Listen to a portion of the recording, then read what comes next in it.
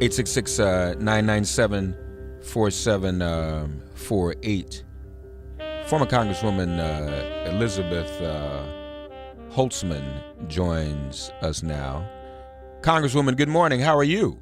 I'm fine, thank you, Mark. It's great always to you and your listeners. all right. It's always good to hear your voice. Thank you. There's some news you're making. You have resigned from the Homeland Security Advisory Committee. That's right. That's right. It's called the Council. The Department of Homeland Security has an advisory council, and I was appointed by the former Secretary of Homeland Security, Jay Johnson, to be on that advisory council, and I just resigned on the 16th of July. Tell us why. Well, I was and remain furious about the government's mistreatment of children at the border. Mm-hmm. To me, it's an outrage that people coming to seek asylum in this country, or even if they're not seeking asylum, coming to immigrate to America, even if it's illegal, do not have to have their children taken from them. I mean, this is child kidnapping. The government has no power to take children away from parents unless the parents are somehow harming the child. And that's what happened here. We had massive child kidnapping, and it was done in such a way, too, the callousness, the indifference, the cruelty of it. They didn't even try to keep records of parents, and they deported parents, keeping the children here. I mean, this is a horrific story. I was very troubled about the Trump administration treatment of immigrants and refugees. I mean, the ethnic attacks, the calling Mexicans rapists, the ethnic and religious basis of the travel ban, this mass deportation plan that he put into effect. All of these things were very troubling to me, and I thought about resigning actually a number of times. But the separating children from their parents at the border was the final straw for me, and I could not associate myself in any way, shape, or form with this administration. So on this council, were you actually in a position, or is this council in a position to have advise this current administration?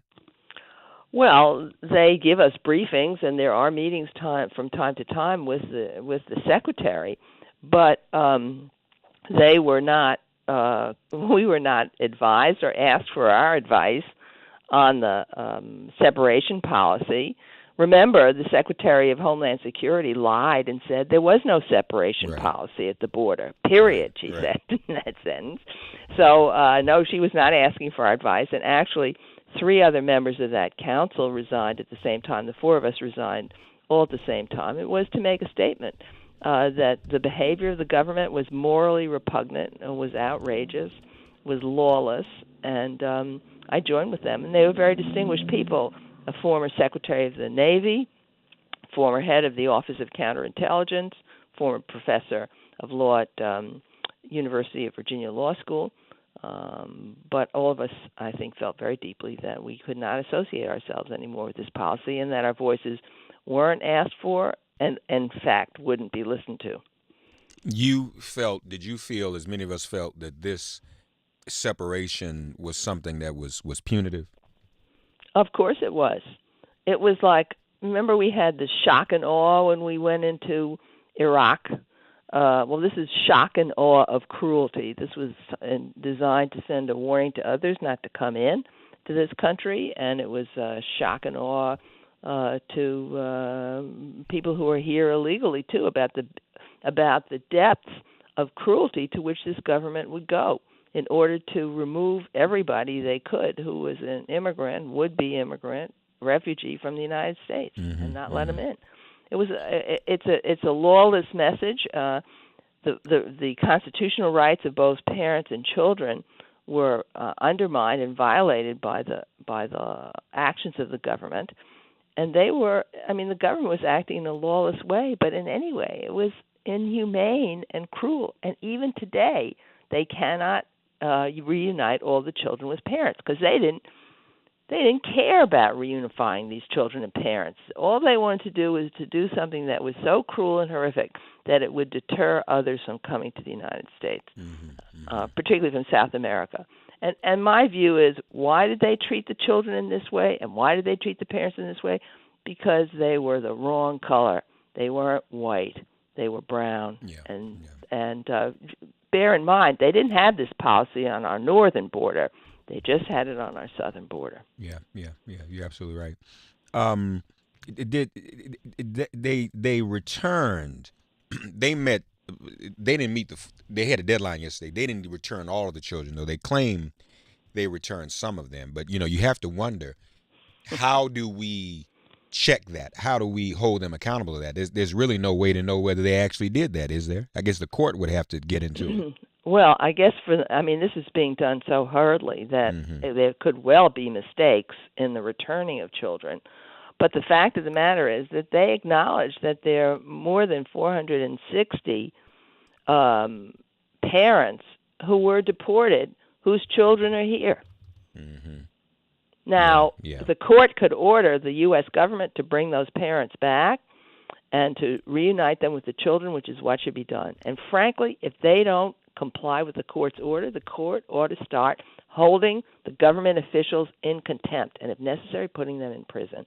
This is an outrage. This is not a country that has to steal children, kidnap children. Right. Which is exactly what they did. It's child kidnapping, plain and simple. Yeah, no, you're absolutely right. Elizabeth Holtzman here with us, ladies and gentlemen. And, of course, she, as she has said, submitted her letter of resignation to the Homeland Security Council in protest over these child separations, and it's something we all ought to be very, very concerned about. We of course we're scheduled to talk to you about that. That's significant on its own, but we cannot ignore the news of the past 24 hours. You and I also usually take time to talk about the latest in the ongoing Mueller investigation. What is your reaction to this news that Michael Cohen is prepared to disclose to Mueller? And just for those of you who don't know, everyone should know this, former Representative Holtzman was one of the members of the House Judiciary Committee that voted to impeach Nixon. She was involved in all of that. What's your reaction to Cohen being prepared to disclose to Mueller or work with Mueller and give up the evidence to even testify, if necessary, that Trump was aware of that Trump Tower meeting and that the Russians were coming to bring dirt on Hillary Clinton? What's your reaction to that, Congresswoman Holtzman? Well, I'm not surprised that I'm not surprised that Trump would have known about that meeting. That is not a matter of surprise to me. Michael Cohen knows a lot of quote-unquote dirt about Donald Trump. There's no question. Not only about his business transactions, not only about the hush money payments to women he had affairs with, but also about the campaign and Russian interference. One of the areas that Michael Cohen may be able to testify to is the question of whether he went to Prague. He personally went to Prague to help ensure that there was communication about Russian interference in the election, because Manafort had left the campaign. Mr. Lunt, and no. The infamous dossier says that Michael Cohen went to Prague. Well, Cohen, if he's telling the truth now, has a lot to say about whether or not he went there. Of course, if he went there, that could be really the nail in the coffin to Donald Trump. But this is a very, very significant development. One, it looks as though Michael Cohen wants to cooperate with the government, with the Mueller investigation. He's got a lot to tell on every front, which is to expose business improprieties and criminality, and to expose criminality in connection with this Russian investigation and obstruction of justice. It's very serious if Donald Trump knew beforehand that the Russians were coming to give information. Because remember, the telephone conversation that was, or the emails that were involved in setting up this meeting at Trump Tower before the election, it was in June of 2016, as I recall. Mm-hmm. The email said, this meeting is part of the effort of the Russian government to show its support for Donald Trump. So Trump at this point knows, assuming that Michael Cohen is telling the truth, Trump would know that the Russians want to support him, are supporting him, and are giving him information about Hillary. To deal with a foreign government in this fashion is it could be a variety, could violate a number of criminal laws. And by the way, you say we're going from one subject to another, immigration to Trump. In the end, they may all meet, as we discovered in the Nixon investigation. What we saw was a pattern of lawlessness no matter where we looked, whether it was in Nixon illegal wiretapping, IRS audits that were against his political enemies, obstruction of justice, or other abuses, break-ins to Ellsberg's psychiatrist's office. We saw illegality across a wide spectrum of activities. And it wouldn't at all surprise me to see the same thing here, whether it's on immigration or whether it's on Comey and Mueller and obstructing an investigation, or whether it's about conspiring with the Russian government to undermine an American election. I mean, let's think about what this really means. We're talking about having a candidate of a major U.S. political party conspiring with the Russian government to undermine an American election. Mm-hmm, mm-hmm, mm-hmm.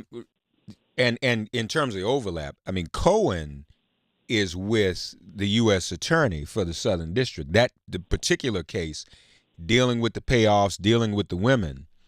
But Right. now what's being disclosed is that he actually wants to work with Mueller. Right. So you're right. With the criminality, after a while, begins to overlap, doesn't it?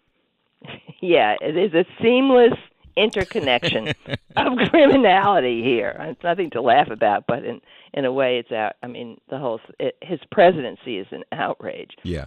So it's not a surprise. But yes, and I think when the Southern District was given responsibility for this investigation, I think there was initially when that happened, there was some talk that the Justice Department indicated that Mueller would retain control over any matters that grew out of the Cohen investigation that would relate to the Russia investigation or his jurisdiction. So Mueller would still have full jurisdiction over any conversations that Cohen would have about Trump's Russia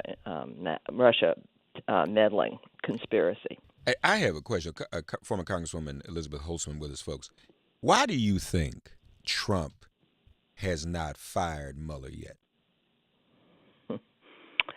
Because I think maybe it's a little bit like Nixon. You know, these people have this megalomania. Criminal presidents may have that. But also, he may feel that he can just beat this. Remember, he said, I can shoot somebody on Fifth Avenue, and my people will still support me. He said, in broad daylight, in the middle of the day on Fifth Avenue, and my people will still support me. I mean, it's true that he continues to have enormous support from the Republican Party. I hope some of that is beginning to drop off because people see the reality of his administration, of his behavior. But I think also that the political ramifications are unknown to him and could be very dangerous. I mean, it could possibly lead to his impeachment. The second thing is he thinks he might just beat it because he thinks that, and I think his lawyers are telling him this, that Mueller does not have the authority to prosecute him or indict him. And if he doesn't have the authority to indict him, well, you know, he'll issue a report, but Trump will have his people, and the report will go nowhere. If what Trump believes is that if he can keep a Republican control of the House and Republican control of the Senate, then no matter what Mueller's report says about him, he'll be able to make it through at least till 2020. And so he's taking a gamble here, but he thinks that if he doesn't have an indictment, he can make it through. I know we've asked this before, but just to refresh, your position on the indictment of a president. Do you think that is possible? Yes. Okay, right. I actually do, because there's nothing in the Constitution that says you can't indict a president. And the fact of the matter is that the grounds here are so serious, or could be so serious. Let's assume for a minute that Cohn is telling the truth, and that's credible, and that he's a credible witness, and that there's corroboration. I mean, what we're talking about, as I said earlier, is conspiracy with a foreign country to undermine an American election. That's pretty serious activity if that, in fact, is what Trump engaged in.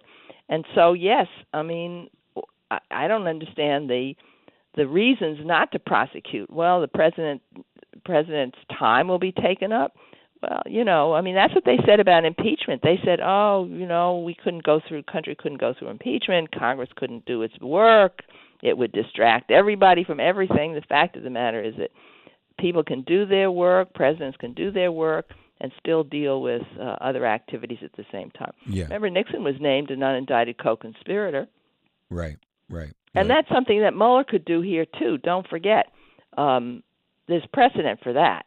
So even if Mueller doesn't indict Donald Trump, he might name him as an unindicted co-conspirator, or the grand jury would name him as such. And that would be devastating, too, to the president. Elizabeth Holtzman with us, folks. She had the courage to step down from the Homeland Security Council in protest of the family separation policy. She's always stood up and had courage. She voted to impeach Nixon in the House Judiciary Committee in 1974. Congresswoman, always great to talk to you. I hope you're taking good care of yourself. Thanks so much. Wonderful to talk to you and your audience. And we'll talk again soon, okay? Okay. All right. Thank you very, Bye-bye. very much. All right, folks, that does it for us. Hope everyone has a great weekend. We'll do it again on Monday. If all minds are clear, it has been made plain.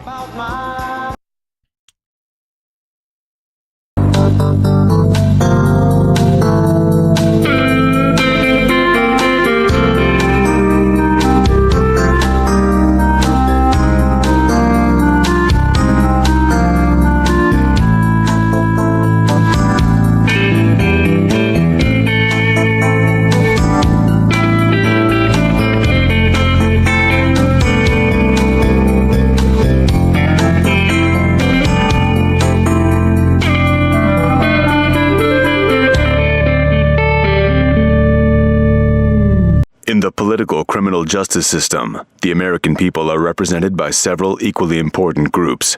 An informed citizenry, including scholars, historians, lawyers, investigative journalists, and everyday civic-minded Americans who investigate, document, and report crimes committed by the president. An Office of Special Counsel, which investigates crimes committed by the president and recommends indictment. The House of Representatives, which impeaches or indicts the president for treason, bribery, or other high crimes and misdemeanors. And the Senate, which acts as a jury to convict and remove the president. These are their stories. Get ready for impeachment.